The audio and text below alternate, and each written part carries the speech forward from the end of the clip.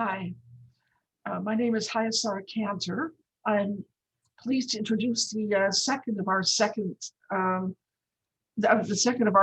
library spring book talk series. Welcome, everyone. Nechama Price will discuss her book, Tribal Blueprints, The 12 Brothers and the Destiny of Israel, put out by Koren Press, 2020. First of all, just to thank you, JB Holderness, for managing the tech aspects, and my coordinator is Shlomis Hess, the book talk series. Nechama earned a master's degree in Jewish education from Israeli graduate school and an MA in Bible from Raffle. She's also a graduate of the inaugural class of the American branch of Nishmas Yoetzi Halacha program, and currently serves as Yoetzi Halacha, halakhic advisor to the communities of Englewood, Tenafly, Livingston, West Orange, and Long Branch, New Jersey. Nechama is a community scholar and speaks all over North America. She lives in Bergenfield, New Jersey, with her husband and 4 children. And before we start, just a few things. Thank you, a shout out to Anna Apava for sponsoring these events. Now, feel free to enter any questions in the chats. At the end of her presentation, Nechama will respond to questions, and Shlomis Hess will moderate them. So please direct your chat questions to everyone, quote unquote, the default option, so that both can see them. Be sure to stay to the very end of this event for a chance to win a copy of Nechama's book offered by Koren Publishers. We will hold a virtual raffle, and you may just be the lucky winner. In addition, there is a 15% discount on the book, which we will provide by chat as well as email to all participants. And now, Nechama Price. Okay. Hi, everyone. Thank you so much for coming out. I thank you, Shlomis Hess and Chaya Sarah Cantor, and everyone who works at Yeshiva University Libraries for inviting me to speak with you all tonight and arranging this event. I am so proud to be part of the YU family. I've been teaching at Yeshiva University for 16 years, and I run and I direct the program GPATS, the graduate program in advanced Talmudic studies, and I'm so proud to be part of the Yeshiva University family. And I would like to make another special thank you to Anne and Jeremy Pava for partnering with me on publishing this book and so many more things. And I say hi to Anne, who I see now on the Zoom. My book, Tribal Blueprints, is my first book. Truthfully, I never viewed myself as an author. I am a teacher, I am a speaker. My 6-year-old likes to call me a speecher, putting them both together. But writing a book was not something I ever really imagined myself doing until after I gave a share a number of years ago in the presence of Matthew Miller, who's the publisher of Koren Publishers. And he approached me after the share and he said, "I believe you have a book in you." And he offered me his card. Over the next 2 years and 3 summers that it took me to write the book, I discovered that writing and speaking are vastly different skills and processes. One actually comes very naturally to me and one truly does not. When writing a book, one has to organize and structure the material very differently. You know, in speaking, when I give a shir, you can leave things in a cliffhanger, return to them later. You can ask questions and then answer them at the end. You can introduce an idea that you need for later and leave everyone hanging. But when you're writing, everything is very different. Every sentence and paragraph has to fit within the bigger structure. You can't leave the reader hanging even for 1 minute. There always needs to be clear direction and instruction where every idea is going to end up. But thank God, Baruch Hashem, my husband is a very talented writer and he became my editor and helped me through this journey. But the topic of the book was very easy for me to pick. You see, the thesis about the tribes of Israel really comes from my desire to understand and analyze the stories of every one of Yaakov's sons independently. This idea to write a shir on this or to talk about this type of topic, it started a really long time ago. It actually started as a single shir that I wrote as a student when studying in seminary over 20 years ago. And then over the years, it became a 4-part series. And then it became a 6-part series for the YU Women's Beit Midrash program. And then it became a Stern course, which I see many of my students on the Zoom, welcome. And then, of course, it became this book. So one might want to know why this topic has intrigued me for more than 20 years, and there are several reasons. So first, for those who know me, know that I have a very strong passion for understanding personalities of Tanakh characters. I believe very strongly that we relate to them much more when we understand them as people. By delving into their personalities and understanding their motives and their thought processes, it really does allow us to reflect on the stories of Tanakh and learn lessons that apply to our own lives. You know, since we're young, we always say that the reason we learn the stories of the Avot and of Breshit is because Masa Avot Siman Labanim. Every child knows that phrase. The stories of our forefathers are a sign for future generations. But I believe this is true for every Torah story and for every generation. If you think about it, we relive their stories over and over. We have similar struggles. You know, if you just take some of the stories of Breshit, many of us experience sibling rivalry. Most people believe parents exhibit favoritism, no matter how much we as parents say that we don't. Many of us experience jealousy, hatred, as well as love and longing. We have communication issues between spouses. We have fertility struggles. We feel, we understand, and we closely relate to the stories of the Torah. And of course, therefore, we can learn from them. Second, I have a particular style of learning and teaching Tanakh where I like to analyze every story from various perspectives, which is very clear to see when you realize how ambiguous the text is. Every story has multiple readings. Every story can be understood in many different ways. If you just think about it from the perspective of the Mefarshim, the commentators, for every Rashi, there's a Ramban, there's a Radak, there's an Ibn Ezra, and they all have different takes on the exact same story. And they all truly can't be historically accurate because very often all of these different interpretations contradict each other. Or for another example, for every story you find in the Midrash, there's normally another statement of Chazal that has the exact opposite approach. Once you realize that there is no one way to look at any story in Torah, you begin to realize how little we know for certain, and that there are countless mysteries and ambiguities throughout the text of the Torah. I believe personally that in God's ultimate wisdom, he actually could have written a Torah that didn't have these ambiguities and multiple readings, but he chose not to. And that's simply because the Torah is not just a history book. It's not just clearly recounting the details of every story, but rather it's a code of moral lessons. Every story has multiple perspectives and different outcomes, adding new layers of meanings. Here are 2 classic examples to just throw out there to think about. If you look at a story found in Bamidbar Parakid Aleph, there's a man by the name of Chovav ben Reuel. And he comes to Moshe and he begs him, please stay and travel with us into Israel. And we look at the Psukim and we have no idea who this man is. And if you look at the Mefarshim, Rashi thinks that this is Moshe's father-in-law Yitro. Ibn Ezra thinks it's Chovav, his brother-in-law, a brand new character we've never heard of before.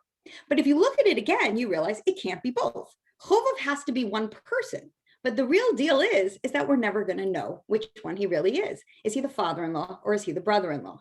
We also don't know if at the end of the story, he says yes to Moshe or he says no to Moshe, if he joins us or if he goes back home, because the story ends on a cliffhanger of Moshe asking him to stay, but we never hear his answer. Or I'll give another classic example of a story that we really just don't know what happens at the end. Do Yitzchak and Abraham leave together at the end of the Akedah? It's a classic question. Do they ever see each other again? If you look at the Psukim, they're never together in the Psukim after the story of the Akedah. The Akedah ends with a pasuk, Vayelchu yachdav, and they went together. But we are not sure who this is referring to. Is it Avram and Yitzchak went together? Or is it Avram and his Na'arim, his boys, went together? But again, both versions can't be true. Either Avram and Yitzchak went home together, or they didn't. This type of analysis is relevant, I believe, in almost every single story of Tanakh. And to me, this is not depressing, but rather this is incredibly wonderful and exciting, because we realize that there are so many lessons to learn depending on how you solve each mystery. So my book, Tribal Blueprint Blueprints attempts to utilize this teaching style as it provides multiple perspectives to every single story. While at the same time, by the way, I never tell you what I actually think. I never reveal my own true feelings about which of these many views that I give you is my favorite. And that's true when I teach as well, because as you read the book, I really want to invite my readers to engage the text and choose your favorite interpretation, to think about which one speaks to you, which one makes sense to you in the bigger context of all the stories, which one inspires you to be a better person. For the book, I specifically chose the topic of the 12 Shvatim, right, the 12 sons of Yaakov, for the following reason. In most other stories in Tanakh, there are protagonists and antagonists, meaning in other words, there are heroes and there are villains. If you think about Breshit, you have to start the story, Hevel and Shet, the good ones, versus Cain, the evil one. Shem, the good one, versus Ham, the evil one. Yaakov versus Esav, Yitzchak versus Yishmael. But the Shvatim are different, which is what makes them so interesting, because they're all chosen. But at the same time that they're all chosen, it leaves us with so many questions. Like, let me pose some questions at you. How can Reuven be chosen when his sin seems so unforgivable? The pasuk we know writes, Veishkavet bilha, which is translated as pshat, he sleeps with his father's wife. Well, this is one of the actions that is cursed on Har Evel. It's one of the arayos, forbidden relationships. So we have to ask, what did he really do wrong in this pasuk? And if he did this, how is he not rejected? What were his motives in doing such an action? Or I could ask the question, which I do in the book, why do Shimon and Levy kill out an entire city of Shechem? Did they do the right thing or the wrong thing when they killed out all these people? On the one hand, their father yells at them and curses them on his deathbed. But on the other hand, Levy becomes the chosen tribe of God. He works in the Mishkan, later in the Beit HaMikdash. And then you have to ask, okay, well, if both of them did the same action, why is the future of Levy so different than the future of Shimon? Or how could the brothers sell Yosef? What were their motives? How is it possible that it's Yehuda's idea, and then at the end, Yehuda is chosen for malchut, for kingship? Similarly, Yehuda has a sexual relationship with his own daughter-in-law, who he believes is a prostitute, is a really crazy story, yet he's still chosen for leadership. How does that make any sense? Or how could Yosef torture his brothers so that when they come down to Egypt, he seems to really scare them? He calls them spies. He jails them. I mean, he's mean to them. It looks like he's taking revenge on them. He forces them to take Binyamin away from their father. So you have to ask, what was his intentions? How does this fit with the Yosef who claims that everything is from God and that he forgives them? How could he return to his family when he seems to treat them so badly? Or what are the roles of Dan, Naphtali, Gad, and Asher, the maid's children? What do we know about them? And why is it that they deserve to be tribes of Israel and blessed alongside the children of Rachel and Leah? And I'll pose one more. In Sefer Breshit, Binyamin doesn't utter a sound. He's treated like a baby by his father, taken like an object down to Egypt by his brothers, and then he's defended by Yehuda for a crime, which, mind you, Binyamin never steps up to say, I didn't do it. So he's passive, he's quiet. So then why, at the end of the day, does Hashem choose to put the Beit HaMikdash in the property of Binyamin? These are the types of questions that my book explores and provides many approaches to analyze each and every one of these questions. But the book goes one step further. The most significant goal of the book is to discover the personality traits and storylines of each tribe independently to get to a second step, in order to then understand their descendants. Meaning, if you take a look at my book, each tribe really does get 2 chapters. The first chapter is about the stories in Breshit, to explore the various ways to read the stories of that specific son of Yaakov, to highlight within them their personalities, their character traits, their strengths, their weaknesses, to discover who they really are. But then each tribe gets a second chapter dedicated to their descendants, because the thesis of the book is that the same character traits, their strengths, their weaknesses, their stories, each of who they are as a person, each son of Yaakov, is expressed by their descendants throughout Tanakh as well. Let me give you a few examples so you get a taste of what I mean. Yehuda in Breshit, I think everyone would agree, is strong, he's fearless, he's wise, he's the leader of the family, but he certainly does have a challenging time with women. The same personality is found in his descendants. For example, Kalev fearlessly fights the Meraglim, the 10 evil spies, and later in Sefer Yoshua, he kills the giants in Israel. David HaMelech from Yehuda bravely fights the giant Goliath as a young boy. He leads the Jewish people into war against their enemies, right? And at the same time, though, he sins with Bathsheba. Shlomo Melech, too, greatest leader of all times, tremendous wisdom, but he errs with his wives because he has 1,000 of them, right?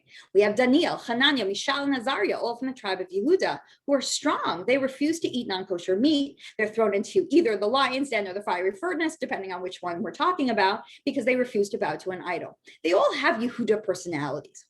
But the book goes one step further, because I really want to show you in the book that it's not my thesis. Chazal actually came up with this thesis way before me, and therefore what you find within Midrashim, they attribute the tribe's characteristic to other members of the same tribe. So I'll give you an example. For one example, let's take Nachshon ben Aminadab. So he is the prince, the Nasi of Yehuda, and we don't really know so much about him in the Psukim. But Chazal tells us he jumps into the Yam Suf first when leaving Egypt, showing that he has the character trait of Yehuda. He has fearlessness. Or, for example, Hur, the son of Kalev, who we know a little bit about from the Psukim, but according to Chazal, he dies trying to fight the people who want to build the golden calf, right? Again, displaying the Yehuda trait of standing up for what's right, no matter what, even if it causes his death. So we certainly see this thesis within Chazal itself, attributing the same personalities to people from the same tribe.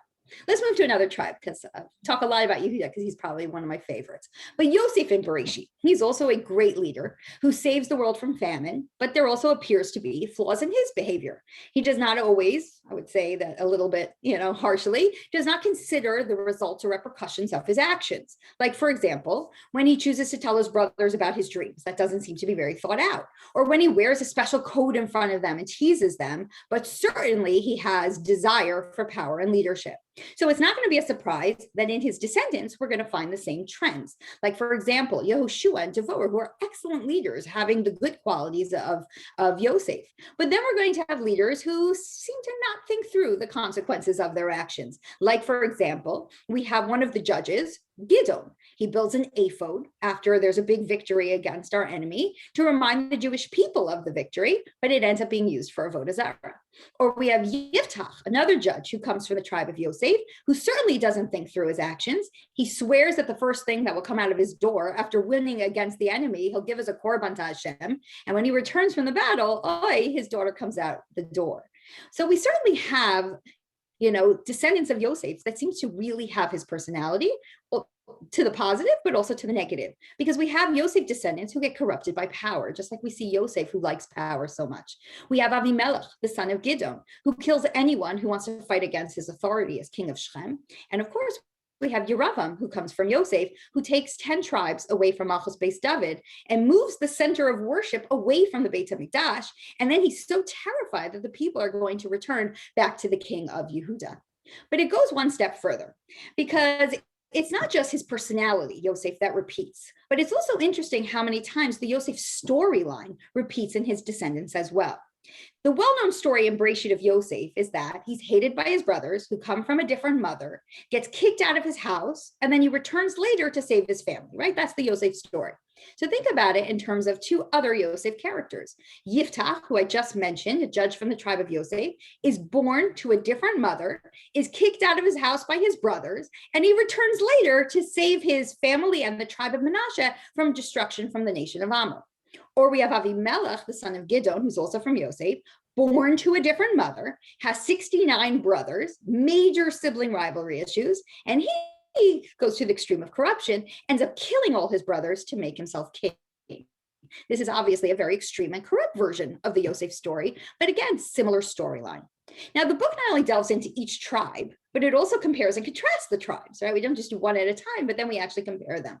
For example, we compare the leadership qualities of Yosef and Yehuda characters. So let's give some examples. In Bereshit, Yosef is a leader in Egypt, and he saves his family and the world from famine. But Yehuda is also a leader. He's the leader of the family. He's respected by his father and listened to by his brothers.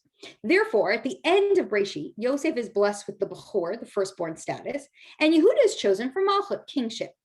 But throughout our history, the two tribes are constantly fighting over leadership and power. Yoshua is from Yosef. Then during the time period of the judges, it's supposed to be Yehuda. God keeps saying, Yehudi Aleh, Yehuda's supposed to lead. But you know what? We only have two judges from Yehuda, Othniel ben Kenaz and Ibsan. But we have a lot of judges that end up coming from Yosef. Devorah, Gidon, Yiftach, Yair. Then we have Melucha that comes. We have a short break for Binyamin. And then, of course, it goes to Yehuda. But then we have Malcha Beit David loses out to Malcha Yisrael, which is led by a Yosef character.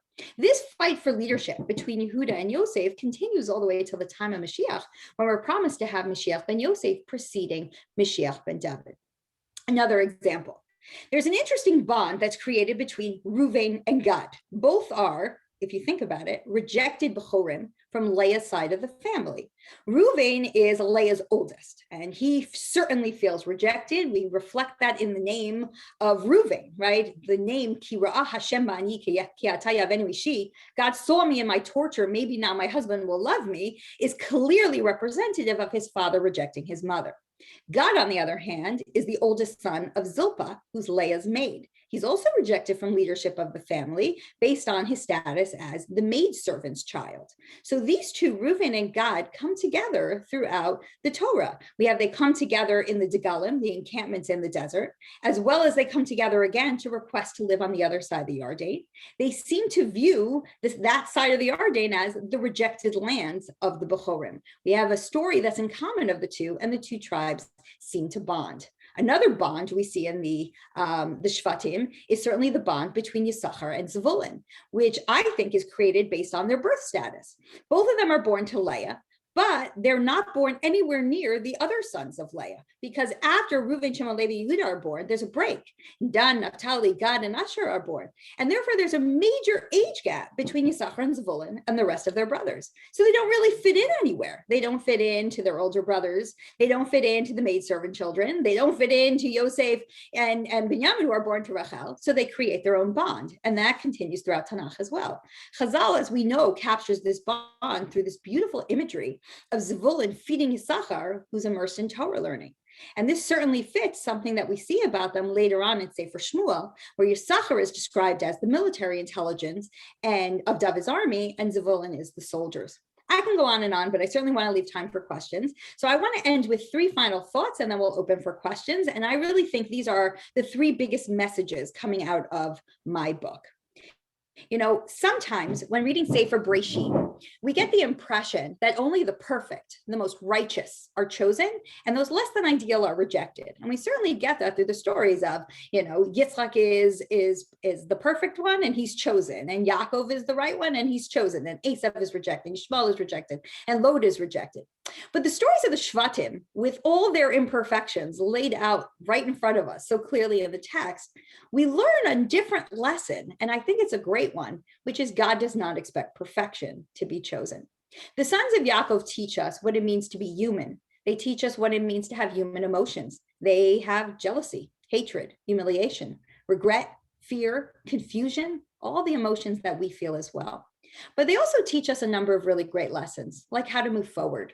The ones who are selected for leadership, they sin, they admit to their sins, they learn from their mistakes, they change, they grow, they do tshuva.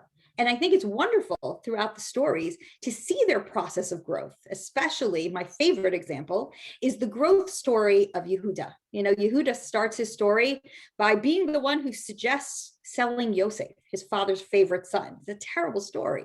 And then he goes on this downward spiral of leaving his family. He loses two of his sons. He loses his wife. He ends up having relations with his daughter-in-law. It's a terrible story. But then Yehuda turns his life around and he admits to his sin. He allows Tamar and her two sons to remain part of the family. And then the very ending of the Yehuda story is that he protects Rachel's second son by offering up his own freedom for the sake of Binyamin. He becomes the hero of the story. The second message I wanted to express in the book is really how amazing it is to realize that God matches up the personality of the tribe with its bigger goal for the future. Meaning, I'll explain, if a tribe has leadership qualities, then it's deemed worthy for leadership throughout history. Right? If you have someone like a Yehuda who proves to us that he is a leadership type quality person, it makes sense that throughout Tanakh, we're going to have Yehuda characters that are our leaders. Or if you have a tribe with intelligence like Yisachar, then it makes sense that in the future, that tribe will be used for intelligence purposes and produce military intelligence and other types of intelligence. However, What you do see as well is that when the sons of Yaakov try to define their own roles within the family, they don't always realize how their personalities and actions affect the way that those around them view their role. Let me explain what I mean. To give an example, one of the biggest tragedies that I discuss in the book is the role of Reuven. Reuven wanted so badly to lead. He thought he was supposed to be the leader of the family. But as you read every single one of his stories, what you see so clearly is that he lacks the qualities and the personality to be a leader. That's just not who he's meant to be. And the sad part for him is that he spends his entire life trying to be someone he was never going to be able to be. He didn't have the personality to be a leader. If he had just given up on that dream and been the person he was supposed to be, I think the Reuven story would have been very different. And I think it's a really nice lesson for us to walk away with, because in life, I think we need to base our choices of who we're meant to be based on who we actually are. What are our capabilities? If I'm not good at math, which I'm not, then I can't be a math teacher or an accountant or an actuary. It just doesn't matter. I can't be that. If I can't speak in front of a crowd, then I can't be a speaker. I think so too, the roles that are given to each one of the tribes throughout history, it has to match their abilities and it has to match their personalities. And the book shows how that, of course, all takes place. But my favorite lesson from the book is the closing message found on the very, very last page. After spending so much time analyzing all the 12 tribes, to me, the message that came through the most is that it's incredibly clear that Bnei Israel is not made up of one type of person.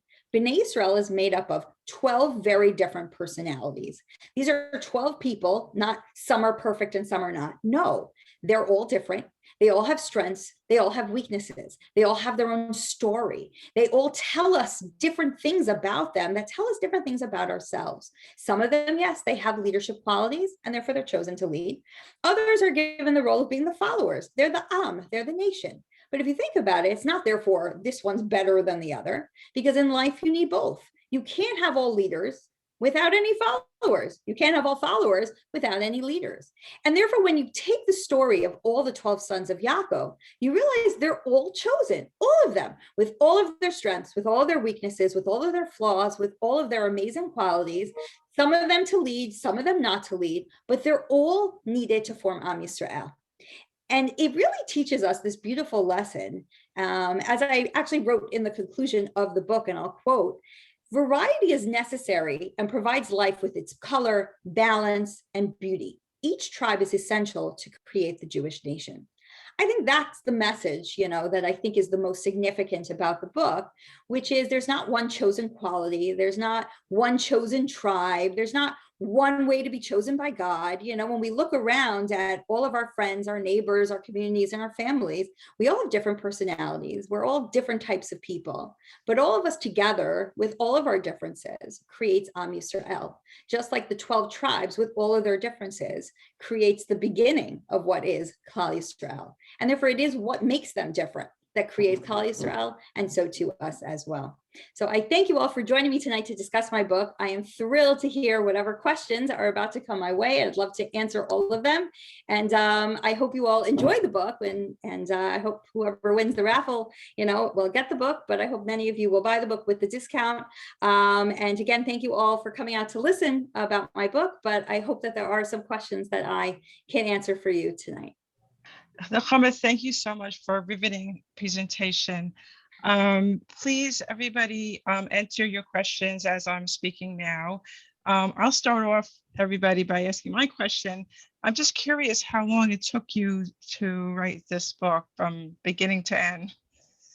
Okay, so it's hard to answer that question because as I started, the idea and the thesis of the book, I really did come up with in seminary when I wrote that shir. It was on all 12 tribes, and I was trying to show how their qualities go throughout all of Tanakh. So in answering it that way, then my answer would be 20 plus years, right? But in terms of the fact when I decided that I was writing a book, or decided that I would take on this offer to write a book, the process of writing the book before the editing of the book, which are two very different steps when writing a book. And they both take a very long time.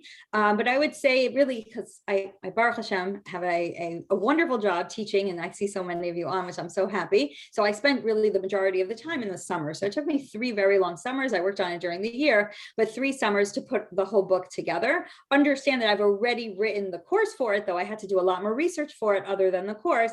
But that I already spent a lot of time on already. So I would say around 3 years to write the book. And then it took another year or 2 for the editing process of the back and forth of editing the book. Wow. So it is a very big project to write a book, I'm which sure. I did not know, how long that would take. But again, I'm a first timer, and I'm sure there are others more talented than me that may take shorter than that. Well, you didn't really do full years, you did summer, so I give you a lot of credit. That brings me to a question that Maya Wind has. She said, amazing presentation. How did you go about researching the sources for the book? Okay, so I guess the answer to that question is, how do I research in general? Because I don't think I research differently in terms of writing a shir to, writing a course at Stern to writing a book. How you put it together is very different, but the research for me is the same. So first, you obviously have to come up with a topic that you want to research. But once you do, I don't think there's a simple way to do it, which is basically every single pasuk. I remove every single book off my shelf, and I look through Mefarshim after Mefarshim. I read them all, so I really get an idea of what all the Mefarshim say on a topic. But as all my students know, before I look at Mefarshim, I analyze the text itself. So I really do a very, very strong read of the psukim, try to find the parallels for myself, and try to analyze everything and come up with these ideas. And sometimes I'll have an idea, but then through my research, I'll come up with a totally different idea, and I try to put it all together. But to me, it's also about reading as many of the Mefarshim that I possibly can. Then, of course, afterwards, reading as much of the more modern ideas that are out there and trying to just gather. I really have 3 stages anytime I write a shir, give a class, and write a book, I guess, which is the gathering stage of all the information I could possibly have. And then it's the organizational stage where you're trying to figure out how to put it together. What are the ideas? What are where are you trying to go with the information? And then, of course, the editing stage of taking stuff out and trying to figure out how to put everything together. So there's no quick answer to how do I do all my research. It really is just hours upon hours and hours of time. I always tell women who ask me, how many hours does it take to write a shir? It's at least 10 hours or more. So that's to give a talk for around an hour, so to write a book, which I would say is probably a combination of I don't know, 100 shirim in there, so much more. So I hope I answer that question. Unless there's a follow-up, I'm happy to answer more on that. Okay, so there's another question from Chaya Sarah. Did you ever get reactions from those uncomfortable with our forefathers portrayed in human terms? Yeah, so I think it's very, very important, and I stick to this when I teach, when I give shir, and especially in the book, which is you always have to give multiple perspectives, because as I explained, in the speech that I just gave, there's not necessarily one right answer, because the psukim can be read in so many multiple ways. And certainly when it comes to seeing the different perspectives that's in the text, people have very strong opinions. And sometimes people have strong opinions because they believe that this is the right way to read the pasuk based on something literary. But sometimes people believe very strongly that there's one way or a different way to read a pasuk because of a hashkafic feel, like they feel like you can't say that, you can't go that far. And therefore, I never like to give a shir or anything where there's one perspective and one perspective only, because you might come across somebody who really very strongly doesn't believe what you do, and you want them to come away feeling connected to the shir and connected to that idea. And 100%, there is an approach that I 100% respect and I fully do understand, which are people who don't like really feeling the humanity or I wouldn't say even the humanity, everybody knows that the people in the time of the Torah were human beings, but that they had the ability to have flaws and they had ability to sin in the way that sometimes gets expressed in some of the opinions in my book, which is why for every single person, there is multiple perspectives of how to understand what they did wrong. You can't deny that Reuven does something wrong. He gets screamed at and cursed by his father. Shimon and Levy, you can't deny, because again, their father curses them on their deathbed. You can't deny that. But what you can do is to say, well, there's a way to look at it where they did this humongous sin and then try to understand what we're supposed to do with that, which is certainly I do. Or there is a way to make the sin more minimalistic. You have this machloket in the Gemara itself, right? Certainly this idea is found throughout the Mefarshim too, where I can look at, let's say the one I brought up in my speech, Ruvain sitting. Did he literally sleep with Bilhah? Which is found in Radak. I mean, this is not, a crazy thing to say, right? Or is it, no, he switched the beds, right? Which is found in Rashi, certainly found, in many, many different midrashim, different versions of what exactly that means. And that kind of touches upon what you're asking, which is for those who feel like, it just can't be Ruvain did something like that. Okay, so fine. So we certainly have an approach that he did something less than that. And certainly and I give many sources within the pshat of the text, why one would even come to that assumption. The fact that he doesn't get rejected by his father, the fact that he remains one of the tribes. However, on the other hand, you can't deny that there's a second perspective. So certainly there are people that have, different inclinations towards different perspectives. And I think that's why it's a healthy thing to do, which is how come I teach this way, to always give more than one view, because I do think that there are people who have different sensitivities and we have to be sensitive to everybody's view. So for those who feel that you can't go that far and saying certain things about the Avod and about the Shvatim, certainly within the book, there's perspectives for all of them to make them into more heroic characters than to the characters that have more flaws, which is certainly also found within the book. But I do find that there are some people who relate much more to seeing the humanity of the people in Breshit, to seeing the humanity of all of the characters in the text of the Torah, including Moshe Rabbeinu, because how am I supposed to learn from them if they're so perfect? How am I supposed to learn from them if they're so godly, right? They're not. I'm human. I can't learn from them. But if I make them a little more human, which is possible to read the text that way, now I can. So that is something that I find is an important way to balance by giving both perspectives. It kind of helps to the people who want to look at them as a more human way and relate to them better. You have that ability. And those who want to say, no, we can't go that far. They are the Avod, they are the Shvatim. That perspective is also taken within the book. Okay, wow. Very thorough answers. I want to take a class with you. Anyway, Lynn asked, we keep talking about 12 tribes, but throughout Tanakh, the 12 change. Sometimes Levy is included, sometimes Yosef, sometimes Menashe and Ephraim. Why do we say 12 when there are really 13? So it's a great question, but you should realize it's always 12. So in every single list in Tanakh, it's never 13, it's always 12. But you are correct that if Levi's included, then Yosef is normally 1. So it's a fascinating thing to do, which I have, and I've collected all the different times that in Tanakh, we have the listing of the 12 tribes. And not only is it that sometimes different names are used, right? We have Ephraim and Menashe, and therefore sometimes somebody's removed because of Ephraim. Sometimes it's Levi, often it's Levi, sometimes it's Shimon. There are different times that we'll remove different people because we always have to stick to the number 12, or there are times where we want to include the normal 12 or the 12 sons of Yaakov, and therefore we'll take out Ephraim and Menashe and replace it with Yosef. So I wouldn't call it 13 because it's never 13, but the question mark is when is it 12? So that was actually a chapter that I thought I was going to put at the end of the book, but then the book was long, so I did not put that chapter in, but I wanted to go through. For me, it's interesting. I didn't know if anyone else would find it interesting. All the different places in Tanakh where we have lists of, I think in some of the footnotes I put in some of this material, where we have the list of 12, who's included and why, and when someone is removed, why are they removed? Very often it's Levi because it's about Nachala, it's about land, and they don't have land. But okay, why is Shimon removed when Moshe is blessing all the tribes at the end of his life? Shimon is removed, which that actually is in the chapter of Shimon, because that's a really remarkable thing that he removes Shimon. But we always seem to have 12. But what's interesting about the 12 even more is the order of the 12 is very much changed. Sometimes it's based on mother. So you'll have like Leah's children, then Rachel's children, then Bilhah's children, then Zilpah's children. Sometimes it's kind of a mix, like all of Leah, so it'll be Leah plus Zilpah, and then it'll be Rachel plus Bilhah. And sometimes it's based on Nachala. It has nothing to do with the moms. It has to do with going through the land of Israel. Sometimes the list makes no sense at all. So it's really a lot of fun, actually. In Stern, in my Shoftim course, we do this. We try to compare the listing of the tribes in Shoftim to that of Yoshua, because it's really fun to see why the tribes get, their names get, mixed up with each other in the different lists in Tanakh. So, I could give a share on it, but I don't think that's what the person wanted me to do. But I do want to say it's always 12. It's always 12. It's just sometimes, the 12 are different. Okay. Sherry Barron asks, what about the tension between the descendants of Levy and Yehuda, priesthood and kings? So it's an interesting question.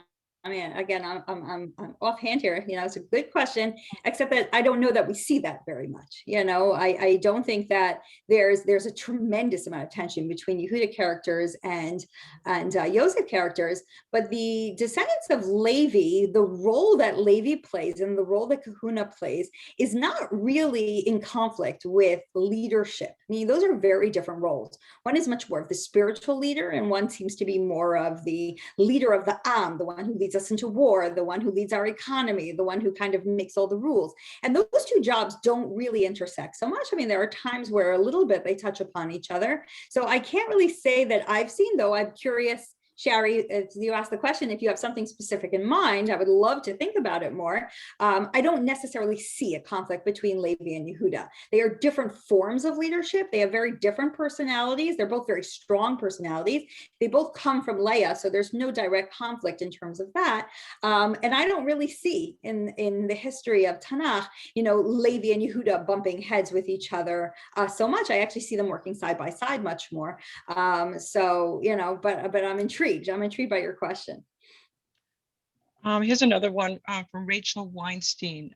Did you also use modern Bible critics to see their perspectives? I think you kind of touched on that, but she's asking it more specifically. Yeah, sure.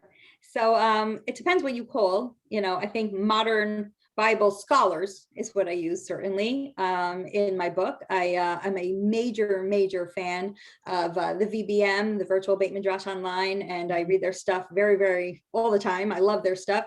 I normally, after that's Machon Herzog in Israel, after I finish, I always do it after I finish, because I think it's cheating to do it before. After I finish researching something, after I finish writing a shir, I'll go on the VBM, which is online, to go through to see if anybody has a great shir on the topic, to see if there's something I can add, to my shir that I didn't think of, or something to add, a good quote from one of those shirim. In terms of, I'm assuming what you're saying is Bible critics, which are people that, are a little bit, I would say, not, the way that I normally try to study Torah, and people who I'm not exactly sure if you're referring to people who think that there may be multiple authors to Torah and that type of Bible criticism, though I appreciate it. Though, again, I did study in Raffle and certainly, have learned about it and have opinions about it. That's not something that I use in my area of teaching. That's not something that I use in my shirim or in my book at all.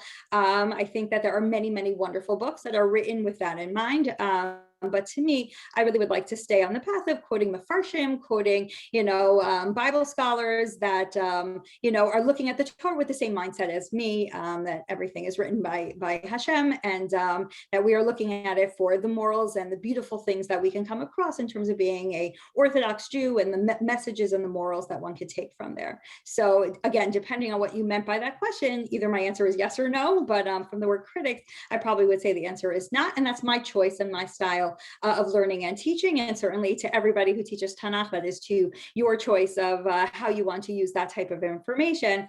But I find for myself that is something, I think there is such a breadth of knowledge and so much to learn in terms of just using Mefarshim and Midrashim and what's out there, in terms of our Gedolei Torah. So I don't feel a need to necessarily go into that route. But that's my own approach.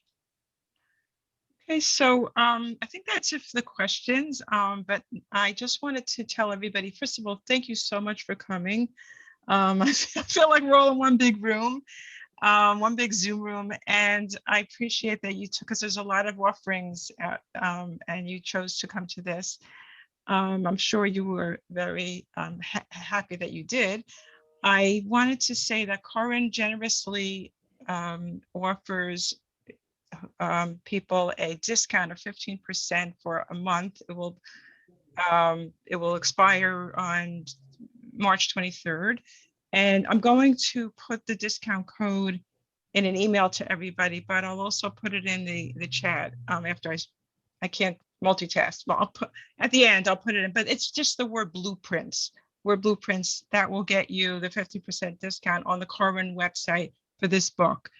But in addition to that, one of you is going to be a lucky winner of a free copy of the book. And if you just bear with me, I'm going to share my screen and we're going to do a virtual raffle. I put the names in based on who registered. Some of you left, some of you didn't come at all. So the winner may not be here and we may have to pick another one, but I don't know if you could all see this. No, if you could see it, then everybody else could see it. See, okay, good. So here we go. Da-da-dum. And the winner is Sandy. I can't read that. Are you here, Sandy? Oh, how are we going to do this? Let me unmute everybody.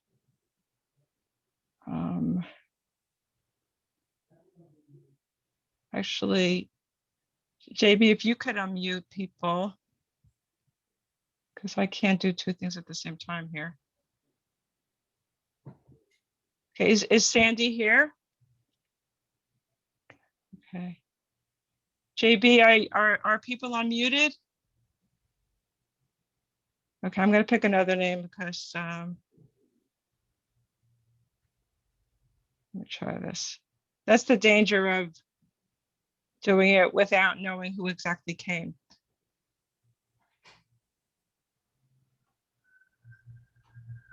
Is Gabrielle here? I think a lot of these people are here. Okay, you know what I'll do? Yes, I'm here. Oh, you're here. Yeah. Oh, you have a different last name on there. Okay. Yeah. Okay, so I will get in touch with you. I have your email because you signed up. I will email you and make sure that you get this book. Oh, amazing. Thank you so much. And I just want to give a personal thank you to Ann Pava for sponsoring the book.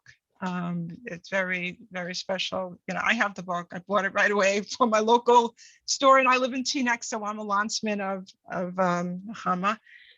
And so thank you very much, everybody, for coming, and thank you so much, Nechama, for this beautiful explication of the various aspects of the tribes. I will email everybody the code. I'll email the winner, and anything else I forgot, let me know. You have my email. Thank you so much, everybody. Thank you, everybody. Thank you, everyone. Have a good night. I'm afraid of the forum. Thank you so much. Oh yeah, that's right. Chag Purim Sameach.